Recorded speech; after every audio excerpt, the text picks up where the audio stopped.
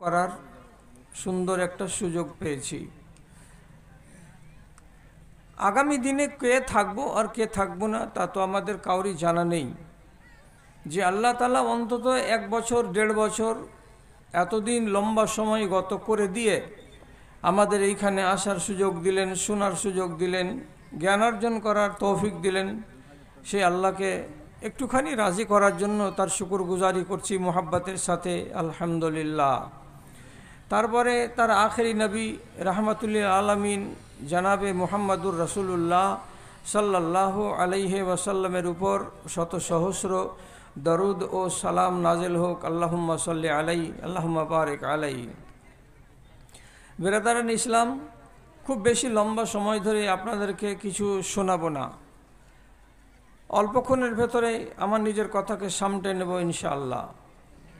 কথাটা হলো যে আরবের যেই পরিবেশে আল্লাহর নবীকে পাঠানো হয়েছিল এবং কোরআনকে নাজিল করা হয়েছিল, সেই পরিবেশটা ছিল অত্যন্ত গান্দা, অপরিষ্কার। ওখানকার মানুষগুলোর ভেতরে মানবতা ছিল না।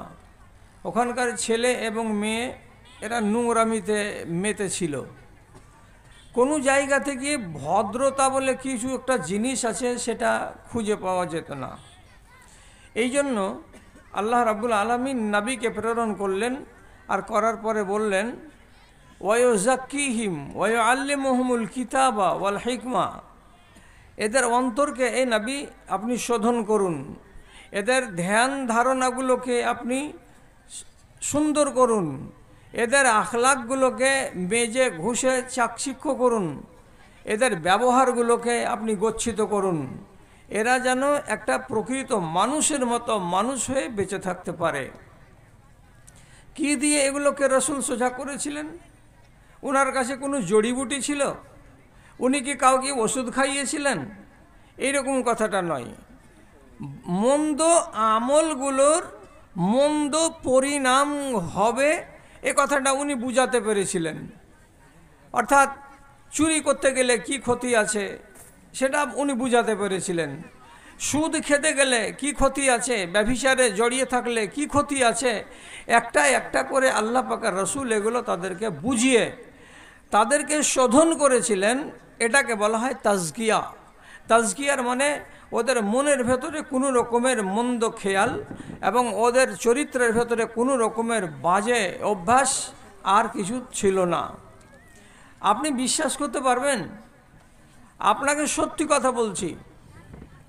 রাফে বিন উমাইরা এক সাহাবী, উনি ছিলেন এক জামানাতে যত ওই রাস্তাটা দিয়ে কাফেলা যেত ব্যবসার, সেই কাফেলাগুলোকে লুটে নিতেন।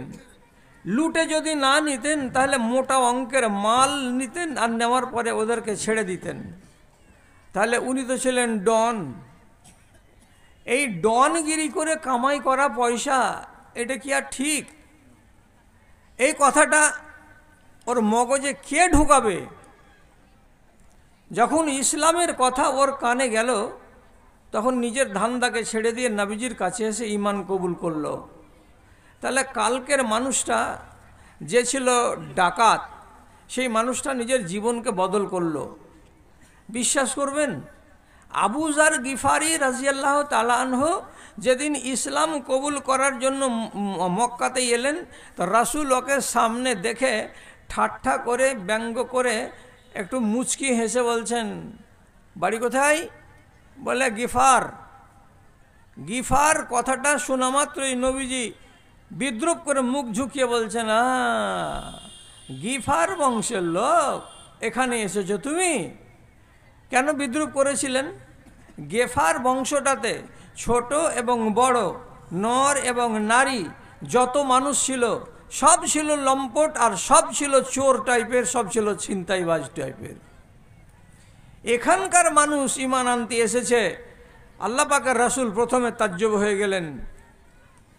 শেষ পর্যন্ত আবু যার গিফারি যখন ঈমান আনলেন, তো তার মাধ্যম দিয়ে গোটা গ্রামটার যখন সংশোধন হয়ে গেল, তখন এই আল্লাহর নবী যেদিন একদিন হেসেছিলেন, তিনি আর একদিন আনন্দের জ্বালাতে দুয়া করে দিয়ে বলছেন গেফারুন গফারাল্লাহু লাহুম।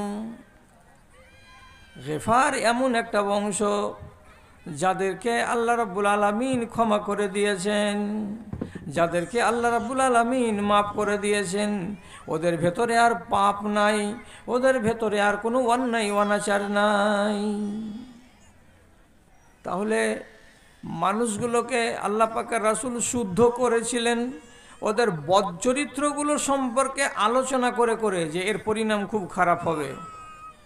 শেষে কি হলো, 4 থেকে 6টি বছর গত হলো, তো তাতে নবীজি ডিগ্রি দিলেন এই কথাটা বলে যে এখন আরব দেশের মাটিতে কোরআন চলে এসেছে, ঈমান চলে এসেছে, অতএব দেশের মানুষগুলো অধিকাংশ নিজেদের বদল করে নিয়েছে, আখলাক বদলে নিয়েছে, চরিত্রকে বদলে নিয়েছে, এখন আর ওই আগেকার দিন নাই। কেমন ভালো হলো দেশটা, তো আপনি বসে বসে আন্দাজ করুন। রাসূল বলছেন এই দেখো আমি মক্কাতে বসে আছি, আর এখান থেকে 7 দিনের রাস্তা ইয়ামান দেশের রাজধানী সানাআ নগরী থেকে একটা যুবতী বেটি ছেলে উটের পিঠে চড়ে একাই আসবে মক্কা নগরী, আর মক্কার তওয়াফ করে নিয়ে, কাবার তওয়াফ করে নিয়ে আবার বাড়ি চলে যাবে একাই। ওর সাথে ওর স্বামী থাকবে না, ওর সাথে ওর ভাই থাকবে না, ওর সাথে ওর কোনো যোগানদার থাকবে না।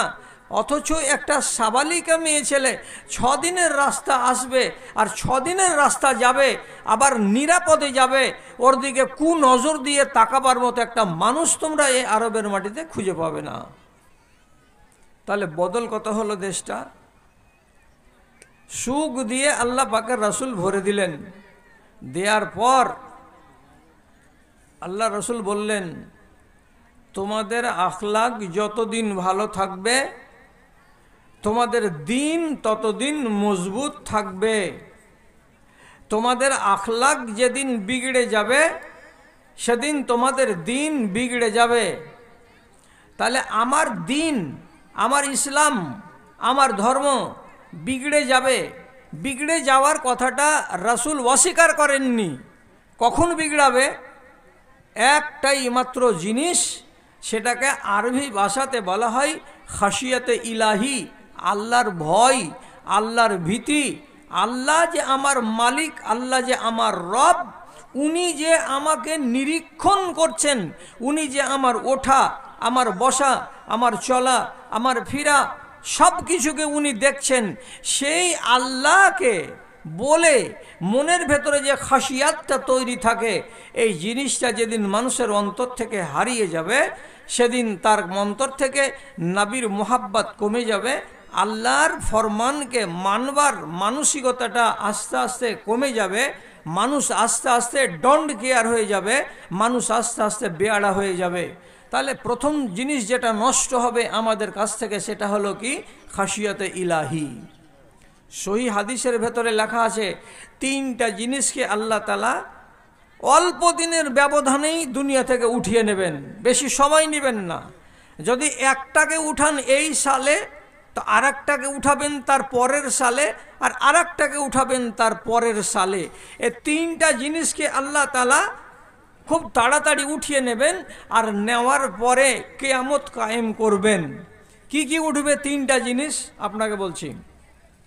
আউয়াল মা ইউরফাউ মিন হাযিহিল উম্মতে আল ইলম, এই উম্মতের ভেতর থেকে ইলমকে উঠিয়ে নেওয়া হবে, ইলমকে রাখা হবে না। গোটা ধানগাড়া বিশনপুরের অঞ্চল খুঁজে বেড়াবেন, হাজার হাজার মৌলানা পাওয়া যাবে, কাজের মৌলানা পাওয়া যাবে না। পশ্চিমবাংলার মাটিতে লক্ষ লক্ষ আলেম খুঁজে পাওয়া যাবে, এরা ডিগ্রি করে রাখবে ফারাগাতের, এরা ডিগ্রি করে রাখবে আরও অনেক অনেক, কিন্তু আল্লাহ রাব্বুল আলামিনের নবীর কথা অনুযায়ী তার কাছে ইলম থাকবে না। বিনা ইলমের, বিনা জ্ঞানের, বিনা ফিকার আলেম দেশের ভেতরে পয়দা হবে, আর ভেতরটা ফাঁপা হবে, আর বাইরটা কিন্তু আদর্শ দেখার মতো হবে। ইলিম আগে উঠে যাবে। একটা মশলা জানার জন্য আপনি পেরেশান হয়ে হয়ে এখান থেকে সেখান, সেখান থেকে এখান আপনি দৌড়ে বেড়াবেন, কিন্তু মশলাটার সঠিক জবাব পাবেন না। অথচ আপনার টোলাতেই এমনই মৌলবি পাওয়া যাবে যার কাছে জ্ঞানের গ নেই, আপনার মশলাকে নিয়ে নড়াচড়া করবে, ভুলভাল কথা বলে আপনাকে গুমরাহ করে দিবে। ইলম উঠে যাবে, এটা হলো একটা কথা। তারপরে আল্লাহ পাকের নবী বলছেন এর পরে পরে উঠিয়ে দেওয়া হবে আমানত। আমানতের মানে কি? কাউরি মালকে আপনি রেখেছেন, কাউরি কোনো জিনিস আপনার কাছে গচ্ছিত আছে, সেই গচ্ছিত আমানতটাকে আপনি তার মালিকের কাছে আপনি ফিরিয়ে দিবেন না, এটার নাম হলো খেয়ানত করা। আমানত শুধু মানুষের মালকে রাখাকে বলে না। আপনি সরকারি কোনো দায়িত্ব পেয়েছেন, মসজিদের সেক্রেটারি আছেন, মসজিদের সভাপতি আছেন, মাদ্রাসার সেক্রেটারি আছেন, বা ক্লাবের সেক্রেটারি আছেন, বা কোনো জায়গার আপনি ক্যাশিয়ার আছেন, আপনার কাছে মাল জমা আছে, আপনার কাছে টাকা জমা আছে, সেই টাকাকে আপনি কওমের আমানত মনে করবেন না, মনে করবেন এটা আমার বাপের সম্পত্তি।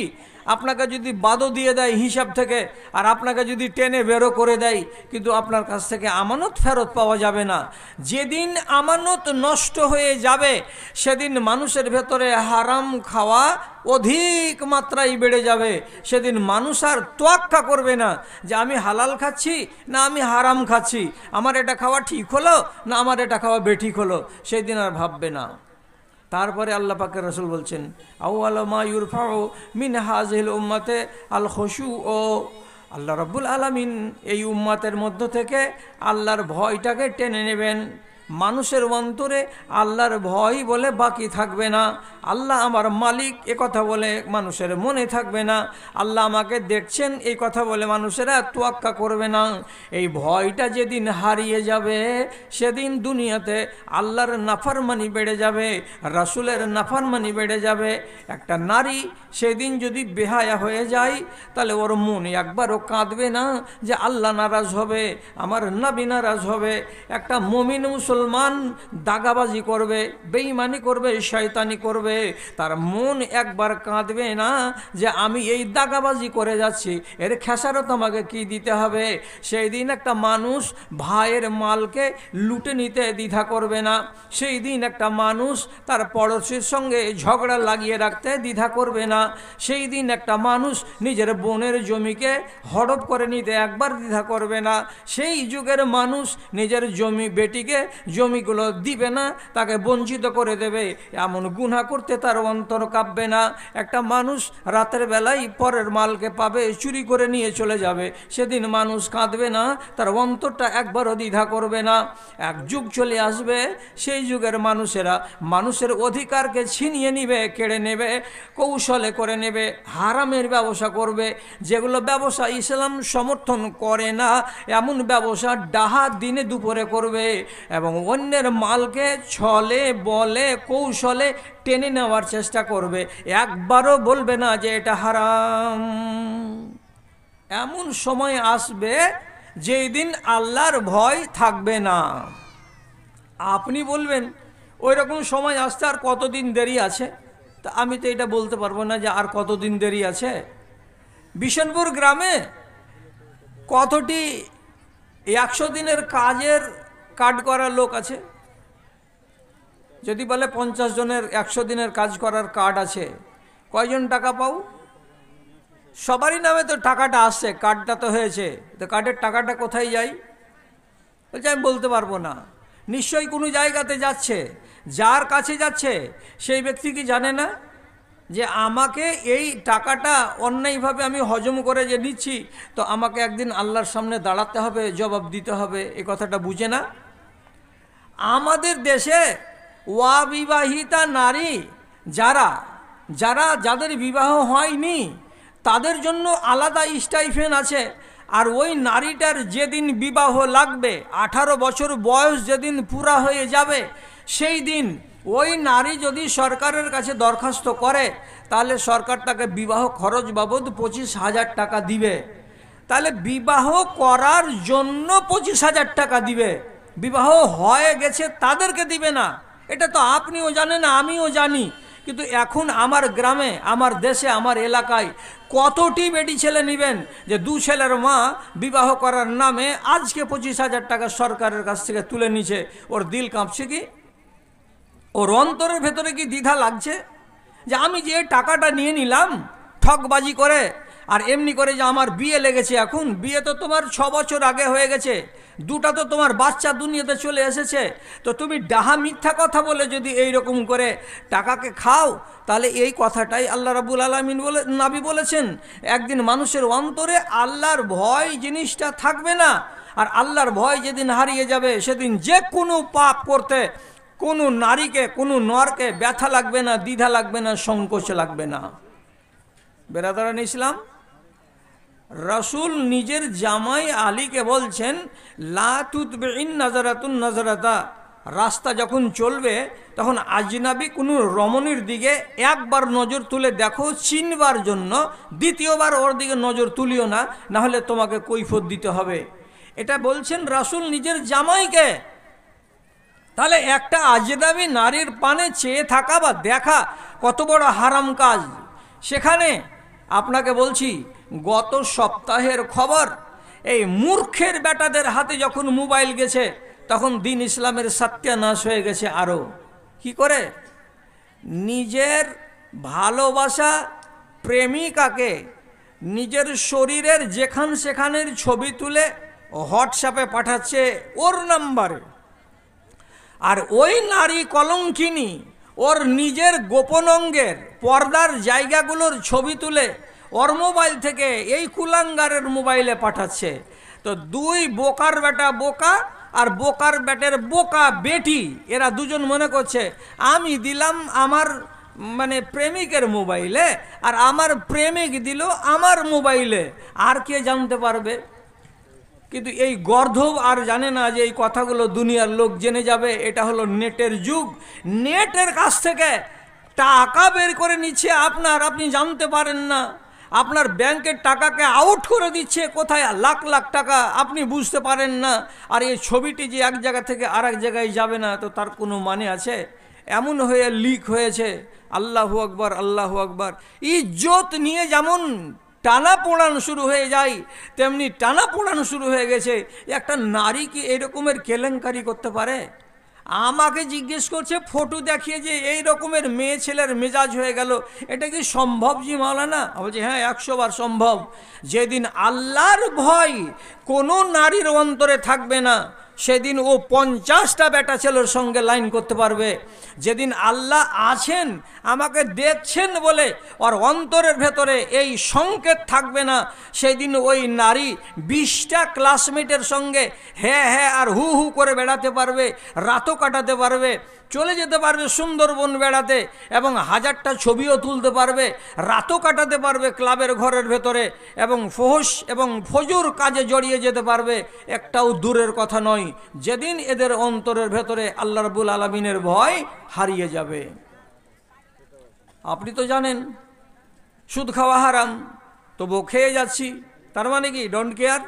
আপনি তো জানেন মদ খাওয়া হারাম, আর আমি মদের ওয়াজ অন্তত পক্ষে 50 বার করেছি বুসিনপুরে, তারপরেও মিশনপুরের লোক বিড়ি ছাড়তে পারে না, খৈনি ছাড়তে পারে না। এর মানেটা কি?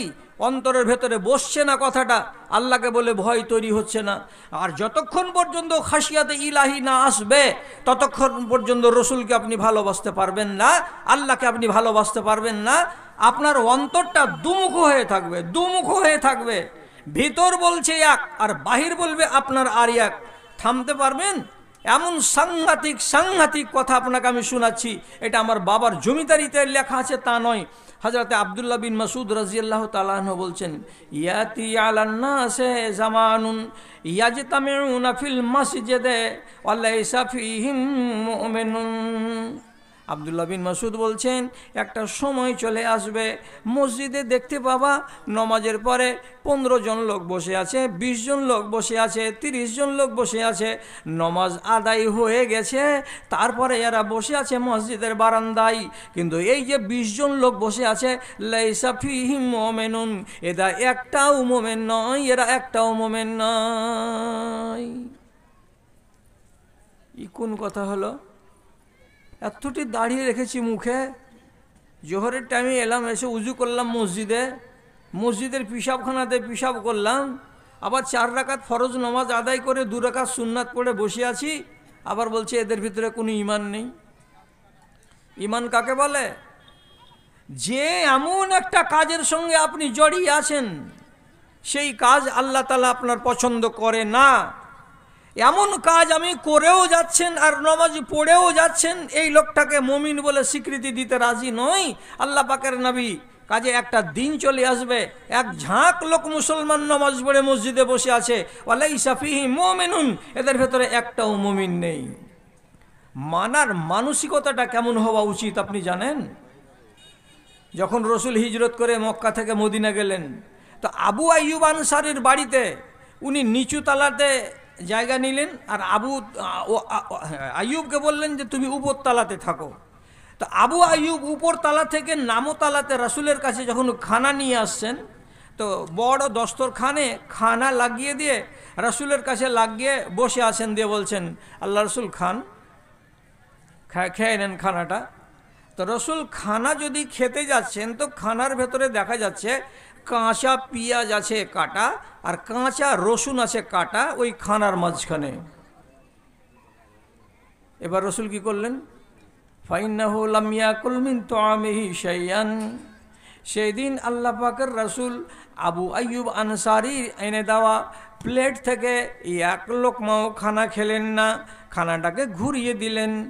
রসুলের এই ঘুরিয়ে দেওয়া দেখে আবু আইয়ুব আনসারী জিজ্ঞেস করে বলছেন, কিসের জন্য খেলেন না খানা? পেটে কি জ্বালা নাই, খিদা নাই, খাচ্ছেন না কেন?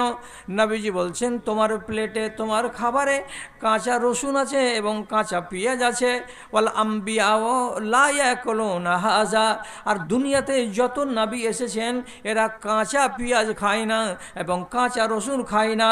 তখন তিনি জিজ্ঞেস করে বলছেন, কিসের জন্য খাবেন না আল্লাহ পাকের রাসূল? তো নবীজি বলছেন, ফাইনি ওনাজি মান লা তুনাজি, আমি এমন জাতের সঙ্গে কথা বলি যেই জাতের সঙ্গে তুমি কথা বলো না। এমন নাজুক নাজুক, এমন নাজুক নাজুক ফেরেশতাদের সঙ্গে আমি কথা বলি যাদের সঙ্গে তুমি কথা বলো না। আল্লাহর ফেরেশতারা এত পাক, এত ভদ্র, এত স্বচ্ছ, এত পরিষ্কার, ওরা যদি সামান্য একটু মুখের গন্ধ পাই তাহলে আমার কাছে আসবে না। এই জন্য কাঁচা পেঁয়াজ এবং কাঁচা রসুন আমি জীবনে মুখে করি না। আমার সাথে ফেরেশতারা কথা বলেন, ওরা এগুলো সইতে পারবে না।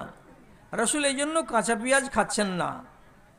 সেদিন আবু আইয়ুব আনসারী খানা তো ঘুরিয়ে নিয়ে গেলেন, কিন্তু জীবনের মতো কসম খেয়ে বলছেন কি, যতদিন বাঁচবো আল্লাহ পাকের রাসূল, যতদিন বেঁচে থাকবো ধরার মাটিতে, জীবনে কোনো দিন কাঁচা পেঁয়াজ খাবো না, জীবনে কোনো দিন কাঁচা রসুন খাবো না।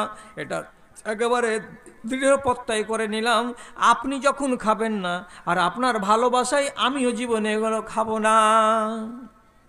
তাহলে রসুল যেটাতে খুশি হবেন, রসুলের কাজটাকে ভালোবাসবো, এই রকমের মানসিকতা থাকতে হবে। তাহলে তো সেই লোকটা হলো পরিষ্কার লোক, সেই লোকটা হলো খাঁটি লোক। কিন্তু আমি আর আপনি, আমার মন বলছে এক আর আমার বাহির করে যাচ্ছে আর এক, এটা তো হলো মুনাফিকের চরিত্র। আর এই রকম মানুষগুলোকে রাসূলে কারীম মুমিন বলে মানতে চাননি। আমি তো আজকেও এখন পর্যন্ত আমার দেশের নর আর নারীদেরকে ওই রকম ইমানদার বানাতে পারলাম না, আর ওই রকম ইমানদার দেখতেও পাচ্ছি না যেই রকম ইমানদার আল্লাহ এবং আল্লাহর রাসূল দেখতে চাইছেন। একজন তাবেঈ, পরহেজগার, দিনদার, আল্লাহওয়ালা, যখন ওর মরবার টাইম চলে এসেছে, তখন চোখের পানি ঝরিয়ে ঝরিয়ে কান্না করছে। বাল বাচ্চারা জিজ্ঞেস করে বলছে, বাজান আপনি কাঁদছেন কেন? স্ত্রী জিজ্ঞেস করে বলছে, এই আমের বিন কায়েস, আমার স্বামী, তুমি তো দিনদার, তুমি তো পরহেজগার, তোমাকে আমি পরহেজগার বলে জানি আর চিনি, তো তুমি কেন মরার সময়ে কাঁদছো? তোমার এমন কান্না করা তো আমাদেরকে জিজ্ঞাসাতে ফেলে দিয়েছে, তুমি কাঁদো কেন? তো এই বেচারি কত বড় দিনদার আর কত বড় আল্লাহওয়ালা, ও বলছে, দেখো আমার দম যাচ্ছে ঠিক, যাবে ঠিক, কিন্তু আমি কোরআন মাজিদের একটা আয়াত সূরা মায়েদার পড়েছি, আয়াতটা বারে বারে আমার মগজে আসছে আর আমাকে ধাক্কা মারছে। কি বলে? ইন্নামা ইয়াতাকাব্বালুল্লাহু মিনাল মুত্তাকিন। যতগুলো কাজ তোমরা করো হে দিনে আর রাতে, তোমাদের নামাজ, তোমাদের রোজা, তোমাদের হজ, তোমাদের যাকাত, তোমাদের সুন্নাত, তোমাদের নফল, তোমাদের দান, তোমাদের খায়রাত, এগুলোকে কবুল করবেন আল্লাহ তাআলা কার? মিনাল মুত্তাকিন, যারা মুত্তাকিন তার। মুত্তাকিন না হলে তোমাদের ভালো কাজ আল্লাহ কবুল করবেন না। এর মানেটা কি? ওরে আমার বিবি, বুঝতে পেরেছ? এর মানে কি? আমি 500টা টাকা মাদ্রাসাতে দান করে দিলাম, আমি তো দান করলাম, এটা ভালো কাজ করলাম, কিন্তু আমার অন্তরের ভেতরে অন্য কোনো জায়গায় যদি খুঁত থাকে যে আমি ওইখান থেকে নিজেকে সরিয়ে আনতে পারিনি, এর মানে কি? আমি যেমন হারাম খাই এখনো হারাম ছাড়তে পারিনি, আমি যেমন সুদ খাই আমি এখনো সুদের কারবার ছাড়তে পারিনি, এই রকম কোনো হারামের সঙ্গে যদি আজও জড়িয়ে থাকি, তাহলে আমার এই নেক কাজটা আল্লাহ তাআলা কবুল করবেন না। এই জন্য যে কোনো কাজ কবুল হওয়ার শর্ত হলো আমাকে মুত্তাকিন হতে হবে। আমার মনের ভেতরে কোনো যেন পাক না থাকে, আমার দ্বারাই যেন কোনো পড়োশি আঘাত না পাই, আমার দ্বারাই আমার ভাইয়ের হক যেন পয়মাল না হয়, আমি যেন কাউকে কোনো কষ্ট না দিয়ে থাকি, ইত্যাদি ইত্যাদি গুণে যদি গুণান্বিত হই তাহলে আমার কাজগুলো কবুল হবে। আর আমি যদি মুত্তাকি না হই তাহলে আমার কোনো কিছুই আল্লাহর কাছে কবুল হবে না। এই জন্য কান্না করছি রে বাড়িওয়ালি, আমি তো মরে যাব, তো আমি মুত্তাকি হলাম আর আমার আমলগুলো কবুল হলো না? মুত্তাকি হতে পারিনি, আমার আমলগুলো কবুল হয়নি। এই চিন্তাই, এই ভাবনাই আমার চোখ দিয়ে পানি ঝরে ঝরে যায়। এত বড় একটা দিনদার নিজেকে সন্দেহের ভেতরে ফেলে রেখেছেন যে আমি মুত্তাকি যদি না হতে পারি তাহলে আমার আমল কবুল হবে না। একটা জিনিস যদি মুসলমান বিশ্বাস করে আর একটা কথার উপরে, কোরআনের আয়াতের উপরে যদি দুনিয়ার মুসলমান নারীরা বিশ্বাস করে 100 ভাগ, তাহলে ওই পুরুষটা আর ওই নারীটা জীবনে কোনোদিন বদ কাজে এবং বদ ব্যবহারে নিজেকে জড়াতে পারে না। কেন পারে না? সূরা হাদিদের 4 নম্বর আয়াতে আল্লাহ তাআলা বলেছেন এতে কোনো ঝামেলা নাই, এটা পরিষ্কার করে লেখা আছে। আল্লাহ তাআলা বলছেন ওয়াহুয়া মাকুম আইনামা কুনতুম, তুমি যেখানে যাবে সেখানেই আল্লাহ রাব্বুল আলামিনের সিসি ক্যামেরা তোমার দিকে চোখ চোখ করে ধরে থাকবে। সিসি ক্যামেরা কে চিনে না এই যুগে? যে সিসি ক্যামেরা চিনো না জি? বড় বড় শপিং মলে ক্যামেরা লাগানো আছে, গেটে লেখা আছে বড় করে আপনি সিসি ক্যামেরার নজরে আছেন। সিসি ক্যামেরার নজর মানে দোকানদার মালিক ও আপনার কাজে আছে, ভিতরে যাওয়ার পরে কোন মাল নাড়ছো আর কোন মালকে লুকিয়ে লুকিয়ে পকেটে ভরছো তোমার সব দেখছে সিসি ক্যামেরা। কাজে হিসাবটা ঠিক রাখিও। এই জন্য গেটে বড় করে লেখা আছে আপনি সিসি ক্যামেরার নজরে আছেন, তোমার হাত পাগুলোকে সিসি ক্যামেরাতে দেখছে। এই কথাটা জানতে পারছে সব লোক। এই জন্য বিশাল বিশাল শপিং মলে অতগুলো লোক নেই, ইচ্ছা করলে মন ভরে চুরি করা যাবে, ব্যাগে ভরা যাবে, কিন্তু রেহাই নাই। কেন নাই? ক্যামেরাতে দেখছে। আর এইখানে একটা লোক বসে আছে এত বড় কাঁচের স্ক্রিন নিয়ে, আর প্রত্যেকটা মানুষকে দেখতে পাচ্ছে। এই দেখো এই লোকটা একটা ছোট্ট সামান উঠালো, নাড়াচাড়া করলো, তারপরে পকেটে রেখে দিল, এতটুকুনি জিনিস ক্যামেরা বলে দিল। আর ওখানে লাল সংকেত মেরে টু টু টু করে আওয়াজ করে বলবে এই দেখো এই লোকটা অমুক জিনিসটাকে নিল আর নিয়ে পকেটে ভরে নিল। রেহাই পাবে? যখন গেট দিয়ে তুমি পার হবে, তোমার মতো মানুষটা যখন সামনে আসবে, তখন এই সিসি ক্যামেরা যে দেখছিল সে খাড়ো করে দেওয়ার পরে বলবে এই আর কাপড়টা চাঁড়তরে উঠাতরে। দেখা যাবে যে জামার তলে একটা পাতলা কাপড়, একটা ব্লাউজ না কোনো কিছু তুমি গুঁজে রেখে দিয়েছো, এমনিতে ধরতে পারা যাবে না। বেইজ্জত হয়ে জমা দিতে হবে, জরিমানা ভরতে হবে, জেলের ভাত খেতে হবে। এটা হলো সিসি ক্যামেরা। আল্লাহ তাআলা ১৫০০ বছর আগে আমার নবীকে বলে দিয়েছেন আয়নামা ওয়াহুয়া মাকুম আয়নামা কুনতুম, তুমি যদি নদীতে ডুব দিয়ে পানি পান করো, সেটাও আল্লাহ রাব্বুল আলামিন তোমাকে দেখছেন। তুমি যদি রাত্রি 10টার সময় আমের বাগানে গিয়ে লাইনবাজি করো, আল্লাহ রাব্বুল আলামিন সেটাও দেখতে পাচ্ছেন।